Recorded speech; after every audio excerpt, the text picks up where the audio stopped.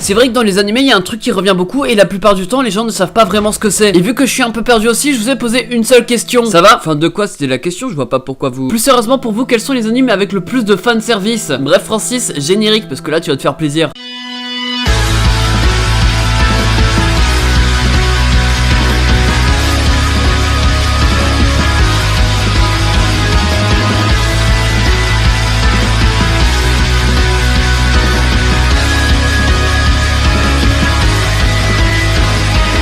Hey salut à tous les gens, c'est Manga, je vais parler de 4 animes qui pour vous ont le plus de fanservice. De quoi se faire plaisir quand vous êtes tout seul chez vous et en été.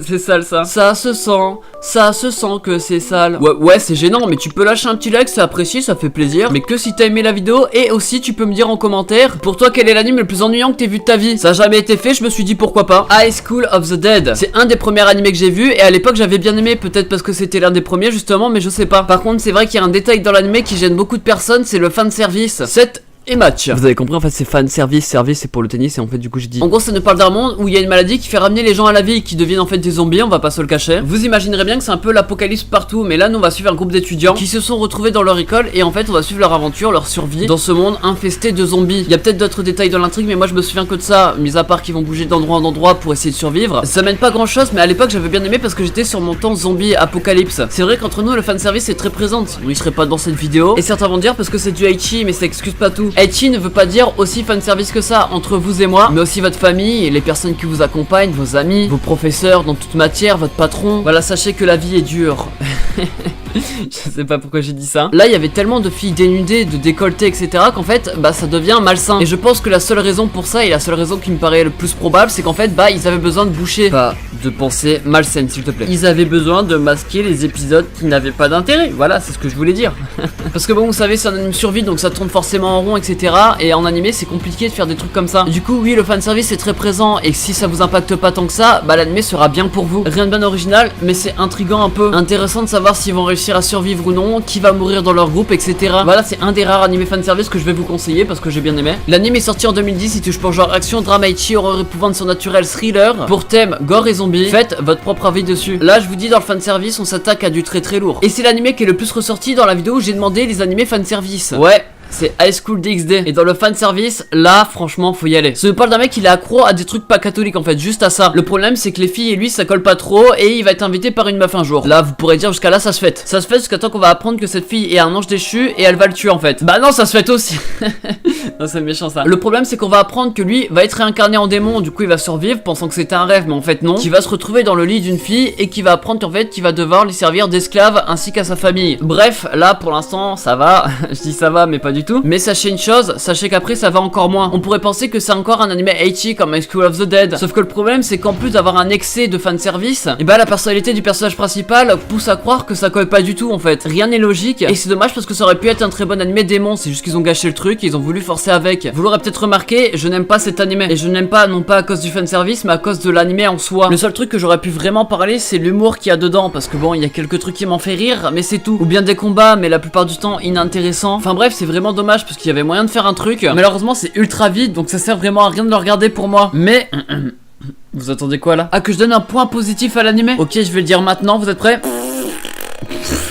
Ouais je suis un gamin mais c'est pas grave. La première saison il y a 2 épisodes, bien sûr il y a d'autres saisons. Il touche pour genre action, comédie, drame, Aichi, fantasy, romance, school life et pour thème ange, démon, école et RM. Tant pis pour vous si vous le commencez maintenant. Là ce qui est bien dans l'anime que je vais vous présenter c'est que tout le monde le connaît en fait. Du coup je vais pas passer 3 ans sur l'intrigue mais on va parler de Fairy Tail. Et ce qui est bien dans celui-ci c'est qu'on peut comparer fanservice sur le Aichi etc et fanservice tout court. Bref ça nous parle d'une fille qui s'appelle Lucy qui va rencontrer un mec qui s'appelle Natsu qui lui crache du feu et qui est accompagné d'un chat. C'est là où elle va rejoindre une guide qui s'appelle Fairy Tail et on va suivre leur aventure. Ouais j'ai présenté un gros shonen en 2 phrases quand même. Mais alors pourquoi vous parlez d'un truc si connu si tout le monde le connaît déjà? Parce que je sais pas si vous avez remarqué mais il y a différents types de fanservice. T'as le fanservice qui énerve, alors lui il est grand chute. Rappelez-moi de jamais commencer les podcasts. Après je peux faire des vidéos ASMR. J'ai soufflé du nez parce que ça m'a fait rire tout seul en fait. Mais du coup la majeure partie de fanservice dans Fairy Tail c'est plus sur le chara design de personnages, plus sur leur power up etc. Donc puis la plupart des gens se trompent sur ça et ils savent même pas en fait. Si on devrait comparer un peu avec tout ce qu'on a présenté, Fairy Tail n'est pas vraiment un animé que j'aurais dû mettre dans ce top. Mais c'est vous qui l'avez choisi. On parle de là d'une grosse licence qui est peut-être commerciale et c'est pour ça qu'ils ont fait ça. Là on peut clairement différencier les épisodes hors série qui ont clairement pour but de cerner les spectateurs aux épisodes qui ont un impact dans la série qui eux utilisent des moyens plus subtils. Après on peut prendre le cas Erza Scarlet par exemple avec ses armures armure, etc. Mais on peut aussi prendre le cas de Grey qui lui se déshabille tout le temps, etc. Il y a plein de contre-exemples. Je pense que le fan service de cet animé est surcoté. On pourrait dire en anglais surcoté. Bon, enfin, à quelques mots près, c'est pareil. Quoi qu'il en soit, si vous faites attention à ça, faites pas attention aux autres animés que je présente dans Stop, parce que sinon vous allez vous arrêter à chaque détail. Osez me donner un shonen où il n'y a pas de fan service. C'est juste qu'il y a l'effet groupe, tout le monde en parle, et c'est pour ça qu'il est arrivé dans Stop alors qu'il devrait pas. Bref, il y a environ 200 épisodes dans l'animé qui touchent pour genre action, aventure, comédie, drame, fantasy, shonen et pour thème amitié, combat et magie. Je vais pas vous dire regardez-le parce que vous l'avez sans doute déjà vu. Le dernier animé qui est le plus revenu dans les commentaires, c'est No Game No Life. En gros, ça nous parle d'un frère et d'une sœur qui sont des NEET. Et des NEET, qu'est-ce que c'est? C'est des gens qui restent à l'affût de la société, hein. C'est des gens qui restent chez eux. Et quand on leur demande un truc, ils répondent niet. Dans ma tête, ça sonnait bien parce que niet, ça ressemble à NEET.